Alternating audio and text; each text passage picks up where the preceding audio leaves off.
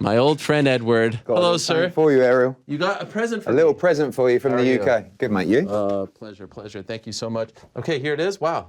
This is this is the away kit. I know this kit. Wow, look at that. There we go. Wow, number 9. Yeah. That is like, wow, that is an honor. Courtesy of the Matchroom team. Where did you get this? I'd like to take the credit, but it was Scott Hamilton and the guys from the media team. By the way, these are sold out everywhere. They're hard to get.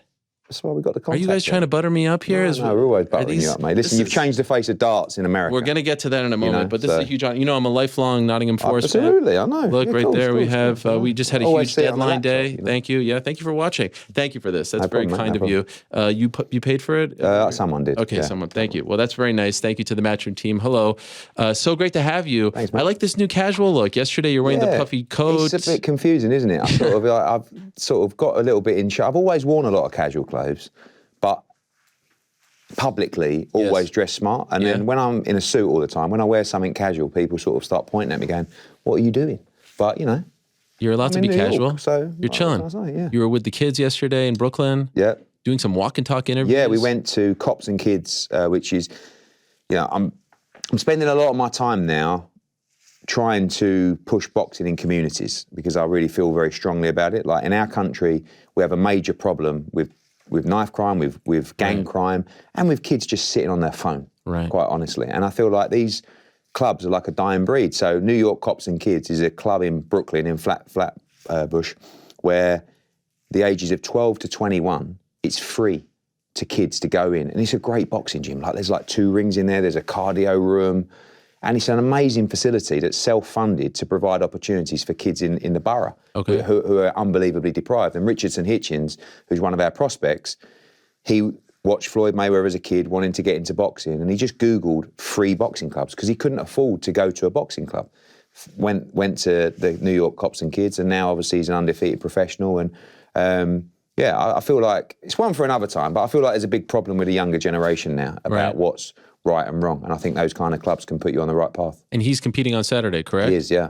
Among the many others, Amanda Serrano, Erica Cruz, your fighter, Alicia Baumgartner returning, Sky Nicholson. We had her in studio on Monday. We're going to get to all of that, but let's talk about the biggest news right off the bat.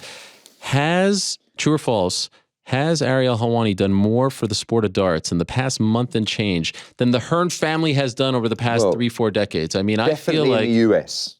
Right? I mean, I don't want to give you too much all of a sudden, credit, I say, I'm going to pay attention to this. There's deals being talked about. There's numbers up, through the roof, right? The engagement through the roof. DAZN, you know, you tell me. I don't want to pat myself on the back, so you tell me. Darts is a phenomenon, right? I mean, I have to give my dad credit for darts. So it comes in, Hearn, takes over the PDC, which is a professional darts corporation. What year is this? The governing body. I mean, you're talking, I don't know, 15 years ago, right? And darts was like a small pub sport that really exploded, you know, through... It's so difficult to explain because when you go into a new market and you're trying to explain to people about darts, they look at you like you're mad. Right. But it's like working class heroes that are making millions of dollars in a sporting world that is sort of notoriously driven by money and greed. And all of a sudden, you've got these normal people that are coming out, like I said, making millions of dollars. But it's the atmosphere that you're seeing coming through the TV. And me and my dad always joke with each other. Like, you have to understand that viewing figures in the UK are 2 to 3 times bigger for darts than they are for boxing. That's crazy. Right? Germany, you know, all throughout Eastern Europe. Like this sport is spreading like a pandemic, right? And I've always looked at the US and thought, there's so much potential for darts in the US because it's just, people like to have a good time. I was at the Knicks last night, like, it's a different kind of environment. People like to be engaged, people like to sing, chant songs, people like to have a great time. And I don't know what it is about darts, but it's a massive success story. We had an event at Madison Square Garden last June, we have another one, but now with your input, Ariel, we are taking this game to new levels. And I think what we should do now, I've had a lot of production companies come on to me recently saying, we want to do a kind of behind the scenes Drive to Survive style about the sport of darts and the people in the sport. The characters, yes. But I'm thinking I want to go one further. I want to do a documentary with Ariel Helwani about the growth of darts in America. Let's go to all these small darts pubs, these little leagues. Let's unearth the new darting talent from this country. Really? Put them on a global stage and change their lives forever. And I think you're the man to do it. You think I could be the face of darts in America? I think you could be the face of darts. Promote it? I mean, look, we have to talk about that. Okay. But, I mean, and we Is that stepping on your toes? I worry. You don't really get into I the worry darts. because I feel like the thing is with you, Ariel, I work in boxing. I don't really trust anyone. I think you're a nice guy. You don't trust me just I yet. do trust you. Have I stabbed you in the back just yet? No, I trust you. Okay. My worry is... Too big of a head? Yeah, I mean, this is a bit like No. This is a bit like the UFC. Oh, here so we go. what happens is, not you, Okay. but I'm saying the UFC, what they do is they bring you on, all of a sudden, and then they just want to just cap you so you don't become bigger than the sport. Well, that's what happened. I know, but what I'm saying is... Yeah. They tried to cut my legs. Here I am, bigger than ever. No, but what I'm saying is So the I'm above darts that. area. Yeah. I want you to be big. I want you to help us. But I don't want you to be darts. You don't want me to be bigger than I the worry sport. about your ambition because I think underneath this nice guy mentality. Sure, 100%. Remember the film Austin Powers, Dr. Evil? Yes. It's a bit like you right there looking at darts and This is going, cheeky. I'm here to take over darts. You think I just see number signs? I feel like the bigger you get, Dollar signs. it infiltrates the goodness of your heart. Not you, but in people in general, right? So you start off with these great intentions. Now, before you know it, all of a sudden, Ariel Helwani is not a face of MMA, but a major face of MMA. You can say so face. now he's diversifying into other sports. Right. Now, is he actually trying to help us? Wow. Or is it part of a grand scheme to take over the sport in this country? I mean, you're smart, Ariel, and I'm watching you. I have to say, I'm a little offended by this. I'm only pulling your leg, but it might be true. But actually, genuinely, No, you know what if happens? there's going to be someone to like you are that guy, It's sincere. We have a dartboard right over there. But the reality is, right? It's natural. So you have stumbled across this content, Totally. a bit like Johnny Fisher, right? Stumbled across it and gone, this is unbelievable. And when you're posting about it, when you're interacting with sports fans, you're so passionate about the way you convey it. It's like you have to watch. And the clips that went out of the 9 darters and stuff like that, the numbers were unbelievable. Insane.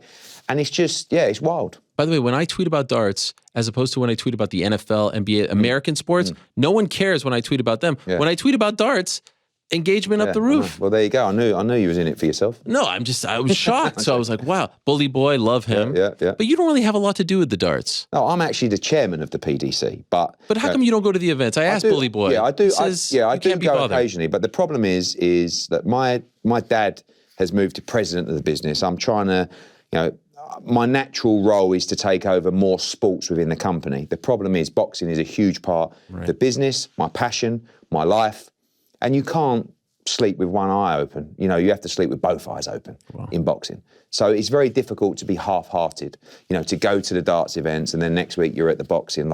So I do have to take more responsibility. And actually, when you revolutionise darts in America, Why I want just to make America, one thing clear. by the way? I'm huge I in want to Europe. make one thing clear. I will take all the credit. Okay. But we can work together on that, and just you say, why just America? Let's just focus on America. I mean, I'm just first. saying I'm Canadian, first of all. Okay, So well, there you go. Commonwealth, Well, we can do that as Australia, well. I hear it's big too, right? Yeah.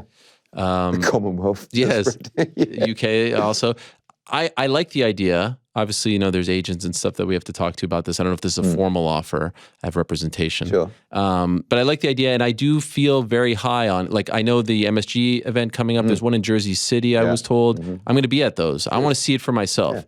Not the alley pally, right? It's not quite, you can't recreate that magic. Well, no, but you should. I have to be at the alley genuinely, you are our guy for darts. Thank you. Wow. America. Already? But yeah. Okay. Because you're the only guy. That's true. But you've kind of helped us enough to a point where, but like Michael Smith, he's so refreshing. Oh. Where when he came on this show, he messaged me and he was like, I don't want to step on anyone's toes, but I've been asked to come on Ariel and I think it's a good idea and I've kind of said yes. I'm like, mate, fantastic. They're so polite. In a world of fight sports, which is just, it's full of arseholes. Yes. Right?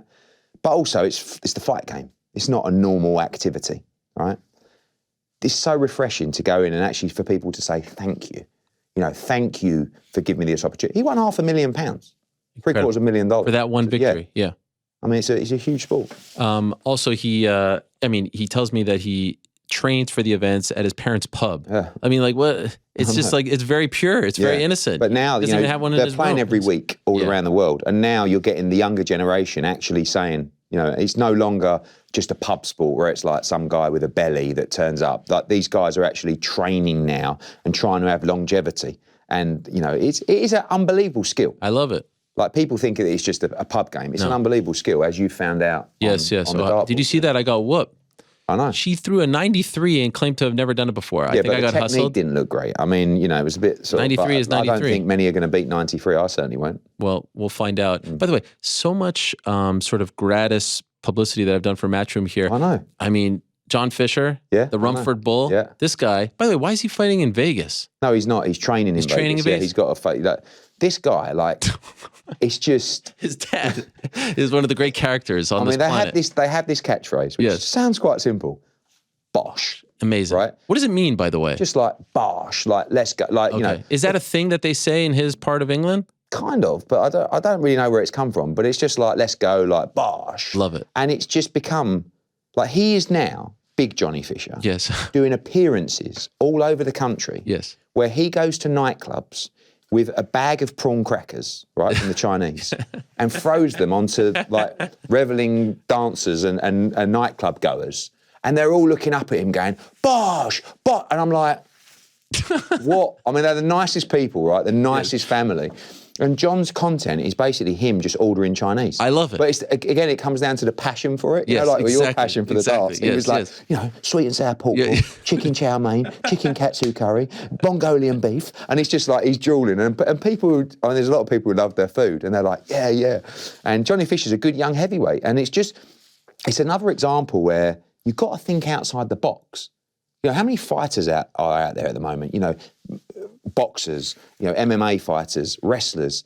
You have to build your own narrative. Right. You have to build your own brand. And bizarrely, he sells, like, when he fights, he will sell like 2,000 or 3,000 tickets from his own hand. They turn up at Johnny Fisher Seniors. He has nights. He goes, Wednesday nights, he's on social media. He goes, Wednesday night, 7 till 9, come round mine, collect your tickets. People are driving from all over the country just to turn up at Big Johnny Fisher's house. I love it. You know? But this is what we want, isn't it? Characters. Yes. Personalities, narrative. And as a promoter, of course, storylines, whether they're emotional storylines or whether they're bizarre storylines, and that's, you know, they've been a huge success.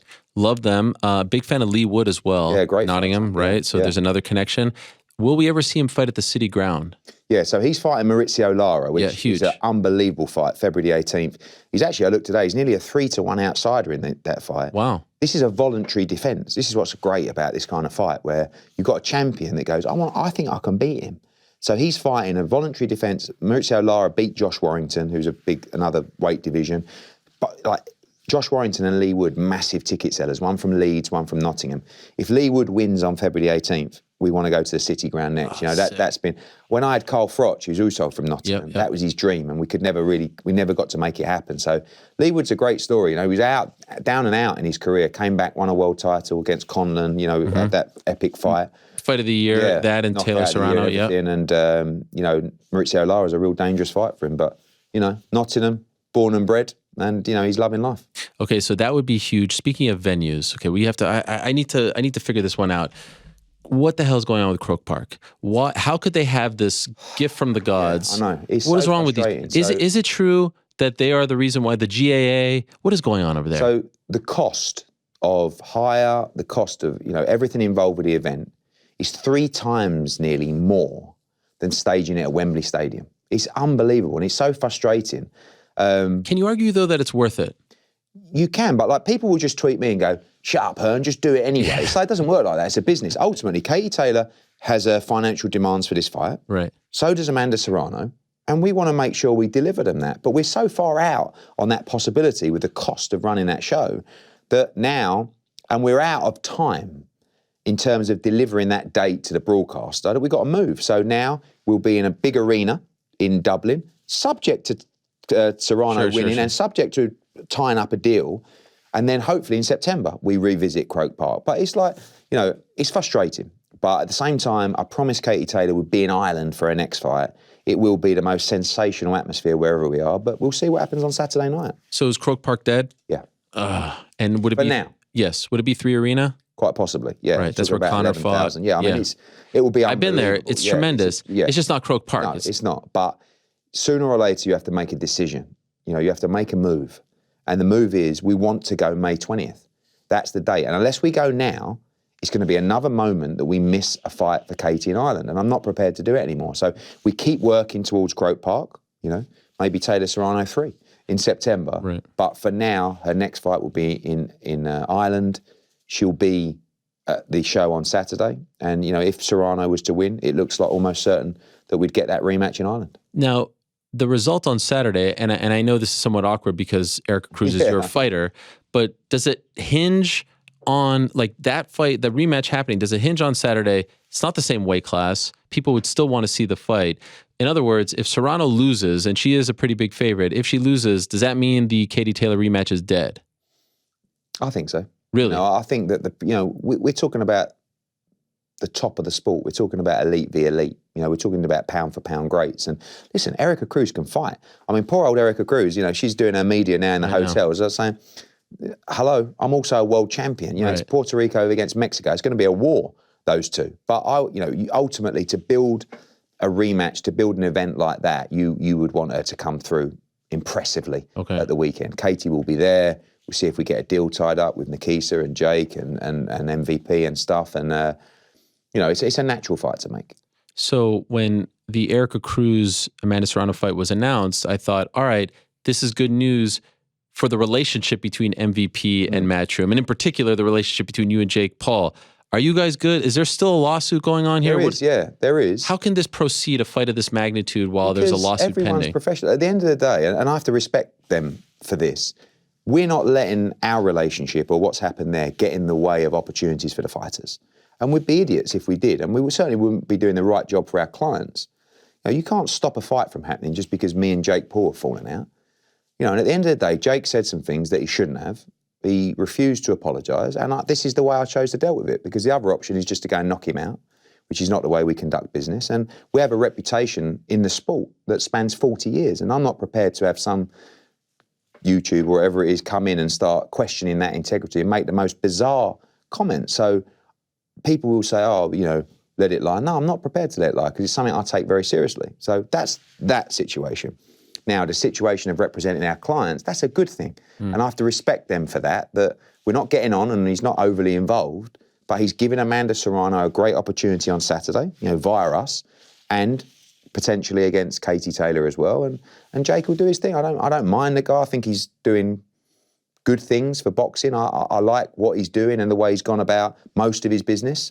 But for me, this was something that I wasn't prepared to let lie. And whether you think I'm right or wrong, it's something that's important to me. So where does that stand right now, the lawsuit? Just going through the process of, and we'll see where it ends up. I actually feel deep down inside you guys like each other. I respect Jake. I think on many levels.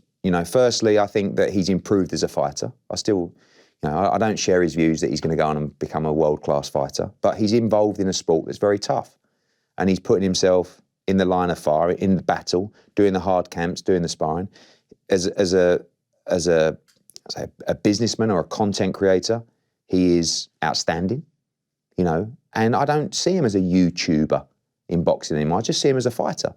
Doesn't mean that he's going to go and win a world title, but there are a lot of fighters out there, and he's not like I feel like Logan Paul is actually a bit of an exceptional young man. And I did the KSI Logan Paul fight. What Logan Paul has done in the WWE, I don't feel like he gets the credit. Like, you see on Saturday, unbelievable. Yeah. But I saw his first effort, and I'm watching this thinking like, one, it looks like he's done it all his life. He's an unbelievable athlete. You think about what he created in the world of YouTube.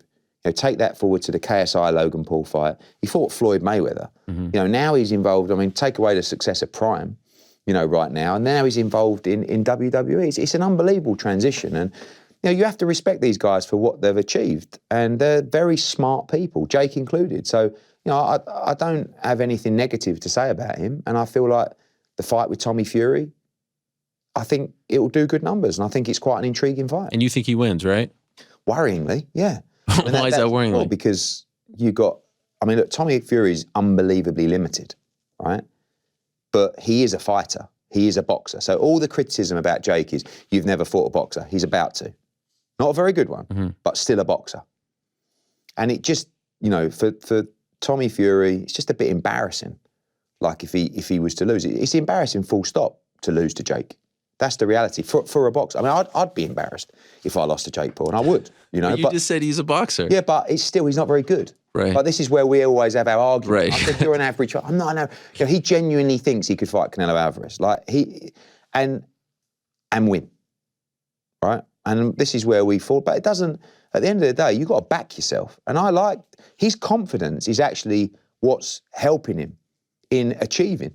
Because he's, you know, I don't mean to be disrespectful when I say deluded, but he is deluded to a point that when he steps in the ring, he thinks he does have that ability. And that's important because mindset is everything in the fight game. Right. And I know you've got to have ability, but mentally he's pretty robust. Like he genuinely thinks that he's a world-class fighter, and that's part of the battle sometimes in fight sports. And mentally, he'll break Tommy Fury.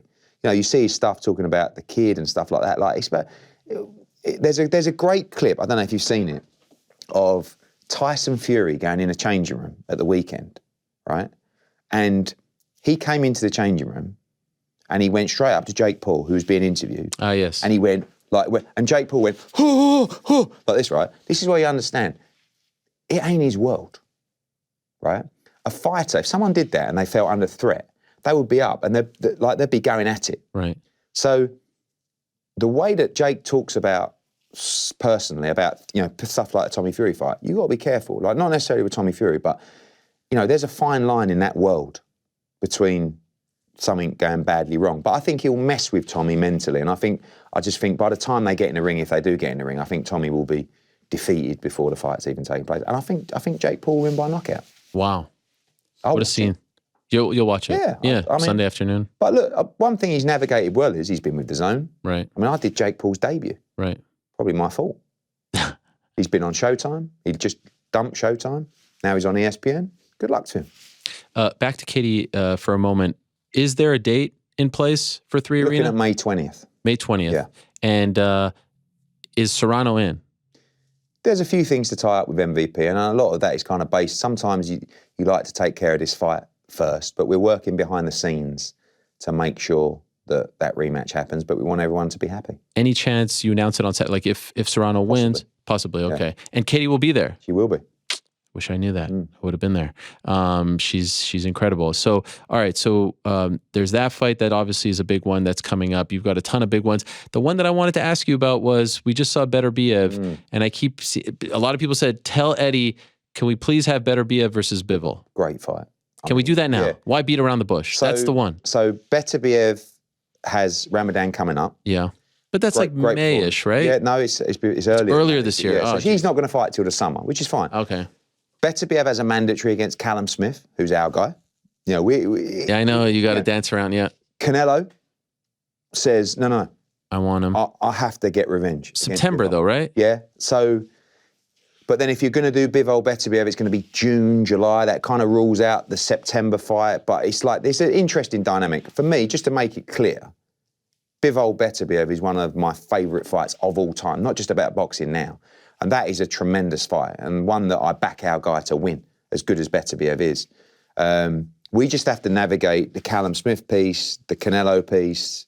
You know, for me, Bivol is all about legacy. There is an opportunity for Dmitry Bivol to fight Canelo Alvarez at 168 pounds. Okay. For the undisputed championship. And in the fight after that, win or lose, fight Beterbiev for the undisputed at 175. I mean, he could, and a lot of people see him as the favourite to beat Canelo Alvarez. He could effectively be undisputed at 68 and 75 within 2 fights, and that's something that appeals to him. But we mustn't wait too long for these super fights. You know, we've seen it before, and for me, Bivol Beterbiev might not yet have the casual reach of some fights, but to us and to people in the fight game, it may be the best fight in boxing. Right. So we have to make sure that we can try and make that happen. Have you talked to Francis Ngannou yet? Yes. How'd it go? I think he's an outstanding man. I mean, I always talk too much, and I don't want to talk too much about what was said. When was it? Maybe last week. Okay. And it was you and him? Yeah. Okay. I think I'm fascinated by people who have almost self-educated themselves to a point where you can have a conversation with a fighter or an athlete like that almost more productively than an agent or a lawyer, you know? And I reached out to Francis just to say, look, I just want to know, I'm getting all these approaches from people. I represent Francis Ngannou. Just tell me who I need to speak to. And the answer was me. Yeah. And I really like that. And we didn't go too deeply into stuff, but I respect him greatly for the way he's handled his career to a point where now he's in a fantastic position. He has a new ocean to navigate now, which is a lot more rocky than the world of MMA and UFC, in that he's in the Wild West of boxing. And I feel like he probably wants to build a team of people around him that can make sure they successfully navigate that ocean and maximise his potential. And we'll see what happens. I mean, look, for me, we would love to be involved in his career. The Anthony Joshua fight, is just probably one of the biggest fights that can be made across any kind of sport. Obviously, the Tyson Fury fight is there for him as well. But yeah, I was pretty captivated by him. I mean, I'm not a massive MMA fan, but I still respect what he's achieved there. But I just found him to be an outstanding gentleman. So we'll see where it goes. So how did you leave it off? Like, you end the conversation? We'll talk, and ultimately, he's going to have a lot of opportunities presented to him. It's really down to himself about which opportunities he wants to take and who he trusts to move forward. Because as I explained to him, in boxing, you can waste your time. You can go through months of negotiations with the wrong people. Next thing, a deal's done, a contract's breached, an escrow's fallen through, and you've wasted 6 months of the year. So he has a golden opportunity now to really solidify himself financially and many generations beyond him through being involved in an event that would be one of the biggest in fight sports history.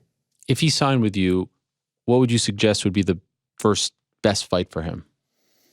I mean, I think he should fight Anthony Joshua. Right off the bat? I don't see, this is another conversation I had, with Nate Diaz's guys.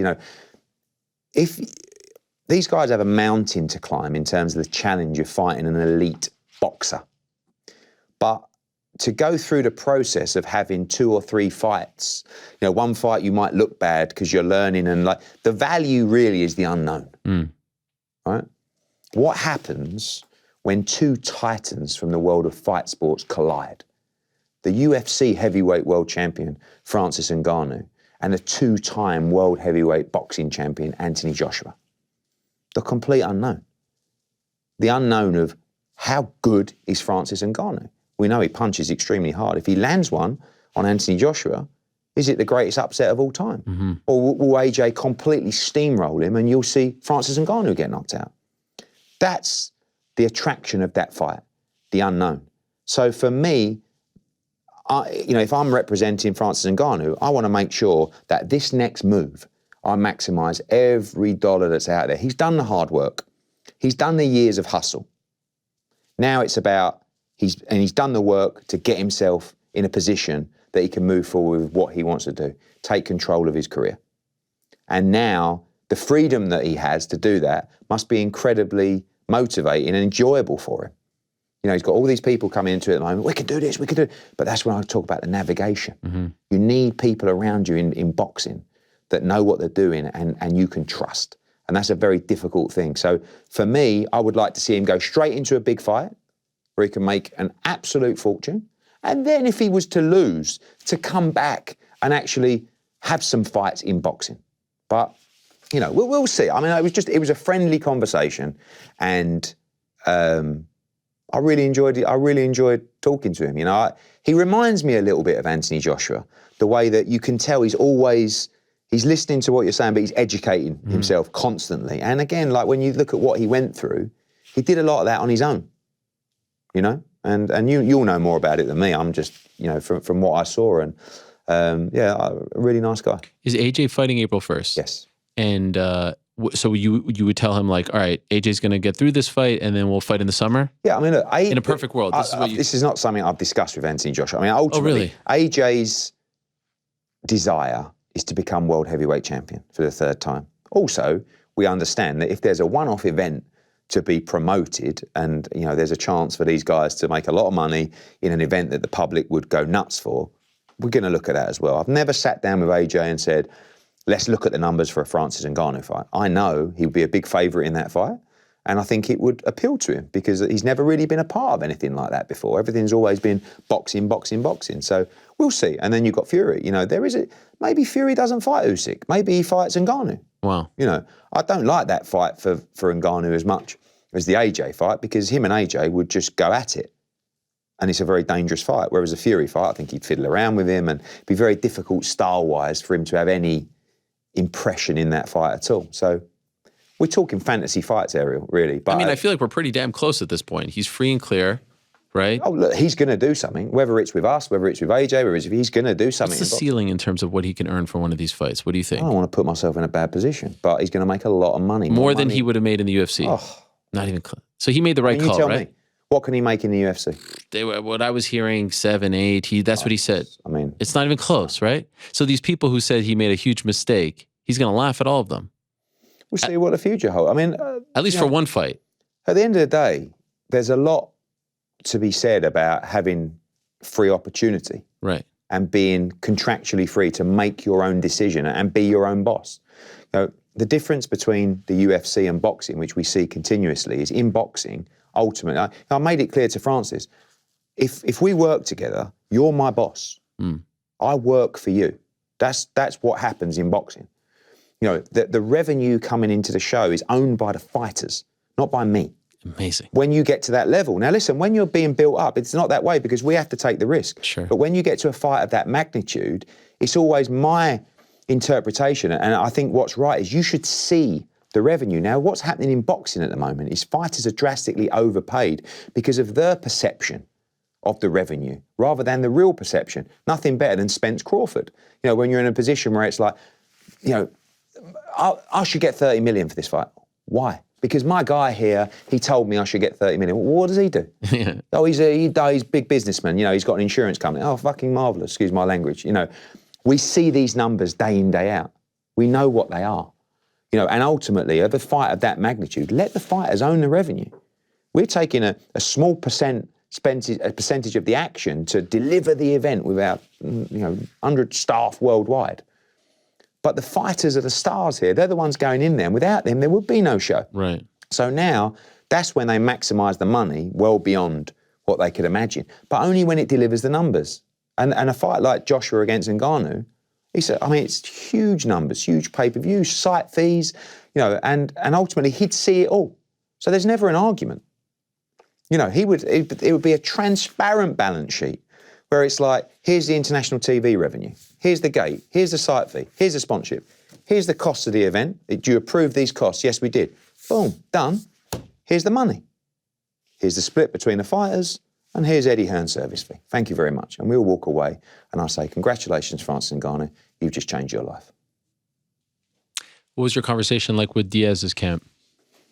Again, they're just, I'm not the type to kind of like turn up at someone's house and camp outside and harass people and phone people. At the end of the day, I say to these people, I believe I'm the best at what I do, right? We're straighter than anybody in boxing, and we're going to deliver on every single promise we give you. If you want to be with me and us, it'll be our absolute pleasure. We have a nice conversation, and then we go from there. If you want to go out and just talk to everybody and just, go with the one that pays you the dollar more, not really for me. So, I just find it fascinating. Again, I think Diaz is in a different kind of position to Ngannou, but it was just a friendly conversation to say, what are you thinking? And Nate Diaz's mindset is, I want to fight Canelo Alvarez. And who knows?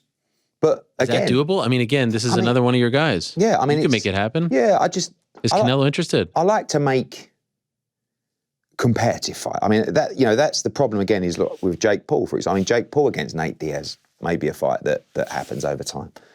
But at least with Ngannou against AJ, you've got two huge punches that something could happen. I mean, it's very difficult to give Nate Diaz a shot in a Canelo Alvarez fight. But again, Nate Diaz can box. I'm not saying he's going to compete with Canelo Alvarez, but he's got a big fan base. And I think there's a fascination behind seeing these guys do something different. It's the unknown. Right. What is going to happen? I have no idea. I mean, what if Francis Ngannou came out and they traded up and knocked Anthony Joshua out? I mean, you could make conceivably Diaz, Canelo, and Ngannou, Joshua in the same year. I mean, you're coming out with some great sound bites here, Ariel. But by the way, you brought up Canelo, not me. Yeah, but I think that's his mentality. I think Nate Diaz is in boxing to. You'd be promoter of the decade. I already am. I know. But no, I'm joking. But yeah, it's like, no, I'm not joking. But it's, I think, I don't know. I mean, I find it fascinating. These guys have built a big fan base, and they have the opportunity to make these kind of moves now. And, it's interesting times. So how, between the two of them, do you feel like you're closer, or is it still preliminary? Honestly, early days? It's just a chat, okay. A friendly chat between the camps, just to find out, Ngannou is a different kettle of fish, in my opinion, than Diaz in terms of, the size of what we're talking about here. I mean, when we talk about the mass audience, we live in a very confined world of MMA and boxing hardcore. Mm-hmm. So that's like when we talk about Bivol Beterbiev, you could walk out on the streets here or in London and talk about Bivol Beterbiev. No one has a clue what you're talking about. Right. You start talking about the heavyweight world champion of the UFC fighting the world heavyweight championship in boxing. That's a crossover global phenomenon. So, I feel like you're talking about different kind of sizes here, but ultimately we want to be involved in the biggest events in fight sports. We want to keep the integrity at the same time, but you're talking about two legends of their chosen choice, and that's boxing and MMA. What an indictment, and I'm saying this, not you, what an indictment on the sport of MMA, and on the UFC in particular, that these two massive names aren't even really that interested right now in MMA. They want to go to boxing. Why? To test themselves, but also, let's be honest, there's a hell of a lot more money, as you just said there. That's an indictment on the sport. I just think the model's different, and I think that, look, I can't look at the UFC model and tell you that I'm not envious at times of the way, right. I saw when I went to London, Dana very kindly gave me a seat right next to him at the It was an unbelievable experience. The value of being in the UFC for a young MMA fighter, that's the thing that caught my mind the most. When a fighter wins and they jump over the octagon, they run around and start cuddling Dana. It's like, it's the value they've built to aspiring young MMA fighters to reach that pinnacle, which is the UFC. The problem comes, and this is why the boxing model changed, is when the fighter walks out, the fighter reads about the pay-per-view buys for that fight and goes, hang on a minute, how much have you made? And that's what happened in boxing. Fighters for a long time didn't control their own destiny. They weren't their own bosses, and they were going into fights where the promoter's margin was unbelievably excessive. I mean, I don't know what the margins are in UFC, but it will be exactly the reverse of that in boxing. It would be more like 80% to the fighters and 20% to the promoters. But that's how you have longevity in a relationship. And when you talk about Canelo Alvarez, when you talk about Anthony Joshua, these people who are friends of mine, but also trust us because of the model. The revenue is theirs. It's not mine. I provide a service. I shouldn't own the revenue that Anthony Joshua brings to a fight. Why should I? But ultimately these guys work for the UFC, and it's an unbelievable organisation. And there are, for the criticism of the UFC, there are a lot of benefits for a fighter to be part of the UFC, for sure. But the problem for them, and this is why the boxing model changed, was when a fighter becomes bigger than the brand, when a fighter becomes bigger than Matchroom and Eddie Hearn, right? They move to a level where they're doing 1 million pay-per-view buys. They're selling out 80,000 seats at Wembley Stadium. And then they start looking around and going, how much are you making? Well, the best way to do that is have an open book and say it's all in front of you in black and white. I work for you, you are the boss, we will maximise your revenue, we will deliver together, we will agree on everything, and you own exactly what you are worth. And that's the problem with those contracts, is that eventually you may get to a stage where you're not getting commercially what you may be worth in that respect. And that's really the biggest nightmare of that model, is when a fighter becomes bigger than the business and bigger than the UFC. Doesn't happen very often. Conor McGregor, probably the greatest example of that. But, again, I I think that the UFC is an incredible business, and I think it gives fighters incredible opportunities. The problem comes is when a fighter becomes, big, and I do think they're changing their mindset of paying fighters more. I think they have to as the business evolves, and I'm a big admirer of that business. Maybe not the slap league, but Come on, isn't that crazy? Yeah. Jeez, I can't believe Nevada sanctioned that. Where do we stand on Conor Benn? Conor Benn will have a decision shortly from the WBC. Like any day now? Sorry? Any day now? Apparently. I mean, I'm not involved in that hearing with the lawyers, but I'm reading it through the media today. That's, a lot of the media are reporting a decision's coming today. Right. I don't know. I believe he'll be cleared, but I'm not going to say too much until all the facts come out, because this was the most frustrating thing here is time. And the one thing that aggravates me a little bit, because I've seen a British Boxing Board of Control, which is a commission, the Nevada Commission, come out recently and say, oh, we've asked for this. Ultimately, they were made aware of the tests the same time that we were, right? They're the governing body. They decide what happens in terms of sanction for an event. Contractually, I can't pull the event. It's down to the commission whether they will sanction the event. They waited 4 or 5 weeks to make a decision as to whether they would sanction the event.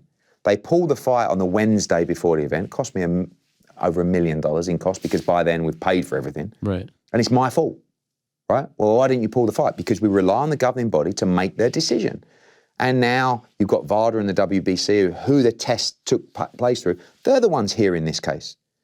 So Conor Benn, now we're 6 months later after the test. So we want to clear up this situation, let the public be aware, because obviously in this situation you're guilty until proven innocent, and then he'll resume his career. Was that one of the worst weeks of your career? Horrendous. You could see it on your face. Oh, mate, yeah. I mean, did you consider going around the British Board of Control? No, there was talks of. I feel like the mistake that we made, I couldn't believe the time they took to make their decision, and it wasn't easy for them. Like, they wanted information and stuff like that. But when they came out on the Wednesday before the fight and said we're not going to sanction, and then they leaked it to the media after that, it was probably the competitor in me that went, oh, fuck, and I sat down with Kat. You got Eubank wants to fight, right? Ben obviously wants, and it's like, hold on. We're going to just consider our options here. We went away and we said we can't go against the commission. It looked, the commission made the right decision, in my opinion. But why did they wait 5 weeks? Because the one getting the blame in the end was me. So that period was really difficult, and I got unbelievable amounts of stick, and I still do to this day. And it hurts because I care about the sport so much. And when you're in the firing line and you're having to make decisions like that behind closed doors, the best thing to do, and what we did, was to ultimately hand the decision over to the governing body to make their call. And I feel like the delay that took place ultimately led to, Eddie Hearn was trying to get the fight to happen. No, we were waiting for our governing body to make a decision. Unfortunately, they made it 3 days out. I wish they would have made it 5 weeks before. Would have saved me a fortune and would have saved the criticism. So, but there are a lot of things that took place in this process that people are going to be very surprised by. So I want it to come out because, I want him to resume his career. But it was pretty tough, and it's like every day it gets worse, until it gets better. But that's the same in anything in life. Things will always get easier. You just have to stick it out. Once the announcement comes, the decision comes, if he gets cleared, are you going to try to remake the fight? Because you told... It's a big fight. I mean, he lost recently. Right, well, so you told me just before, if Serrano loses, Katie Taylor fight is dead. Why didn't it... But it's not the monster that it was, but it will be the time it comes around. So Eubank losing a couple of weeks ago doesn't affect your desire? No, because I think it's a natural fight. It's a big rivalry, through what happened and through the family history as well. And it's a really good fight. And Conor wants that fight, because there's been a lot of things that have been said. But until that ruling comes out, it's difficult. You make a comment and people say, oh, you shouldn't be allowed to fight. It's like, okay, well, we're putting the process. You have to understand, I'm not the British Boxing Board of Control. I'm not the WBC. I'm not Nevada Commission. I'm not VADA. I'm not DAZN. And you read social media sometimes and it's like, apparently I'm all of those things. Yeah. So it's like, let these people make their decision. It is a compliment, but ultimately you end up getting the blame. Right. So if the WBC and the VADA clear Conor Benn, it'll be my fault. Oh, Eddie, I can't believe Eddie. Eddie Hearn's cleared him. It's like, no, these are what these people are there for. One last thing before we say goodbye. When I had Sky in studio on Monday, she mentioned Amanda Serrano and Sky Nicholson, of course. And I was like, are you ready for Amanda? I wasn't questioning her. I was just wondering. And she gave me a look like she was going to chop my head off for even asking the question. Are we close to a fight like that for her? I mean, she's just, 5-0 at this point? Yeah, trying to go to 6-0 at the weekend, fighting a very tough fight. The one thing about female fighters is their desire to fight the best. And like, there's an example of when there's an undisputed champion, generally belts will fragment after. So I would look at a fighter in that division, if it's Sky, and say, there's an opportunity there to fight for a vacant belt. And they're like, I don't want to fight for a vacant belt. I want to fight Amanda Serrano. Now, she's 2 or 3 fights away from that. But this is where I see the growth of women's boxing. When a fighter wins a world title, the first thing they want to do is fight the other champions straight away. You know, you've got an undisputed championship being fought for at 126 at the weekend. Alicia Baumgartner fighting for the undisputed champion at 130. Katie Taylor at 135, undisputed. Chantel Cameron at 140, undisputed. Jessica McCaskill just lost a belt, but undisputed at 147. 154, close to being undisputed. 160, Clarissa Shields, undisputed. 168, Franchon Cruz-Dezern, undisputed. That means that the champions have all fought the champions, and we've found out who the best is in every division. So, you know, people like Sky, people like Ramla Ali, people like Ellie Scotney, these are young fighters that are saying, we want the best. We want to fight the champions. And it's so refreshing to be in a world where you're not having to deal with that bloke who owns the insurance company, who goes, no, what you want to do. I mean, there's no barriers to entry. This is why I'm a bit worried about you, Ariel. Oh, geez. You know, you could go into boxing tomorrow and become an advisor. I actually a couple of weeks later, you're in my office, and we're negotiating a fight, and we're talking. I'm going, oh no, first it was darts, now it's boxing. This geezer. Speaking of Sky, 93 on Monday. That's and so now we actually have a cool little graphic here. Do we have the graphic? It's coming. It's coming. No, it's not coming. Andy, do we have that graphic?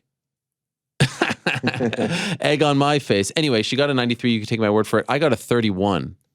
Yeah, I've got technique, but technique means really, I feel like if you don't know where it's going, you'll probably score more. I went off the board. I was very embarrassed about that. Embarrassing. I went off the board. I was feeling the pressure. I think she hustled me. She said she'd never done it before. She got all nervous. And so this is going to be our thing. This proves my love for darts. Every time someone comes in studio now, I don't care who you are, promoter, fighter, pro wrestler. Just get 3 darts, right? 3 versus 3. And we're going to keep a running tally and see who comes out on top, you know, when I retire in 60, 70 years. So we're going to talk, you know, one day about your visions for me being the face of darts, if I'm not already. But before you go, I wanted to go a little one-on-one with you. Okay. You down with that? All right. So once again, it's this Saturday, DAZN, Hulu. Still some tickets available? A few. Yeah, it's going to be a sellout. So we'll see you on Saturday at the Garden. Yes. Can't wait. All right. Let's do this. It's me versus Eddie Hearn. And of course, you grew up. Look at this. Look at this setup. Oh wow! Look, this is a lot of pressure. This is the big. I mean, time. what is that board? Firstly, you don't like it? Well, you know, WinMao, the official board of the PDC, we need to really send you one over. I'm not sure. With all due respect to that particular brand, but do you know that brand? Not really, but you're gonna. Yeah, okay. All right, so here we go. I'm not sure about the weight of these darts. And, are they very heavy? No warm up, right? Straight in. I gave her 1. 1? Yes. Okay, so I'll get 1 as well, yeah. 1. Okay, wait. You play so I'm a bit quite tall, often? Look. I think this could go in. We were how tall are you, by the way? 6'5". Yes, we were debating whether... By the way, I mean, yeah. The light is in your face. I'm going to duck down a little bit. It's not the greatest setup. Unbelievable conditions here. Do you have one at your house? Yes, I do. All right, here we go. This is the warm-up, though. This is the warm-up. Okay. This one doesn't count. Here we go. Eddie Hearn, first up. I've actually, I did that just for banter. Yeah, okay. So after giving you the stick, right, I'm ready now. A little piece of advice, maybe bend the knees. I know you're Well, this is the problem. I mean, I'm trying to avoid the light. Yes. I've never done this before. Okay. Okay, right. Here's Eddie Hearn, the face. I've just moved the dart. It looks a bit wonky now. Hang on, look. Okay, yeah, it did get a little bit, I don't know what's going on. There you go. What would your father say about all this? Okay, wonky dartboard, light in the way. Right, here we go. Me. You? Okay. Right, here we go. Here we go. First shot for Eddie Hearn. Wow, what is that? Wait a second. It's unfortunately a 5. It should be a treble 20. Okay, yeah, we're trying to build this up. We're going to move over here. So quickly. A 5 for Edward. And that is a 1? I mean, that is what we're talking about. My God. We're talking about... it was a 20. Okay, yeah, so it's 23. I might actually be. But you see the technique. What I'm saying is they're all going in the right place. Yes. It's a waste of time. You got a 23. That's worse awful. than what I got. Come on then. I bet you don't get 23. You want to bet? Yeah, I do. All right, here we go, Edward. This will be. By the way, what's on the line here? Not only me beating you, but I take over the whole North American. This is operation. the majority shareholding of PDC USA. Okay, that's a 19. That's not good news to me. Oh, that's even. Oh, that's a 6. Edward. 25. Just miss the board. Should we talk about miss the board or hit a 1? Go up the transition top. of power? Go up the top.